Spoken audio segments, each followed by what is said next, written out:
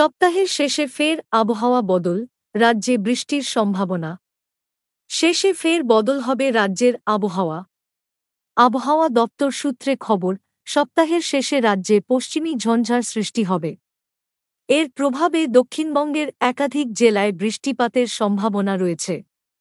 তবে এই দুর্যোগ কেটে গেলেই আগামী সপ্তাহ থেকে ফের রাজ্যে পারদ পতন শুরু হয়ে যাবে। আবহাওয়া দপ্তরের তরফে জানানো হয়েছে, আগামী কয়েকদিন কলকাতা ও তার পার্শ্ববর্তী এলাকায় আবহাওয়ার তেমন পরিবর্তন হবে না।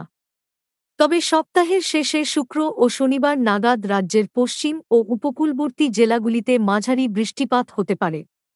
ক্রমে অবস্থার উন্নতি হতে পারে। অন্যদিকে সিকিম, সান্দাকফু সহ পাহাড়ের উঁচু এলাকায় তুষারপাতের সম্ভাবনা রয়েছে।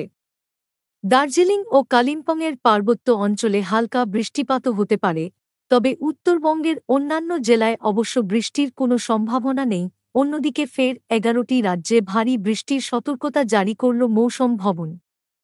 আবহাওয়া দপ্তরের পূর্বাভাস অনুযায়ী, উত্তর পূর্ব আরব সাগরের ওপর ঘূর্ণাবর্তের কারণে তামিলনাড়ুর কন্যাকুমারী, তিরুনেলভেলি, নাগাপট্টিনাম সহ একাধিক জেলায় সপ্তাহের শেষে ভারী বৃষ্টিপাতের সম্ভাবনা রয়েছে। শুক্রবার চেন্নাইতে ভারী বৃষ্টিপাতের সম্ভাবনা রয়েছে। করাইকালের নিচের অংশে ভারী বৃষ্টিপাতের সম্ভাবনা রয়েছে। অন্যদিকে পশ্চিমবঙ্গ, সিকিম, অরুণাচল প্রদেশ, মিজোরাম, মণিপুর, ত্রিপুরা ও নাগাল্যান্ডেও ভারী বৃষ্টির সম্ভাবনা রয়েছে।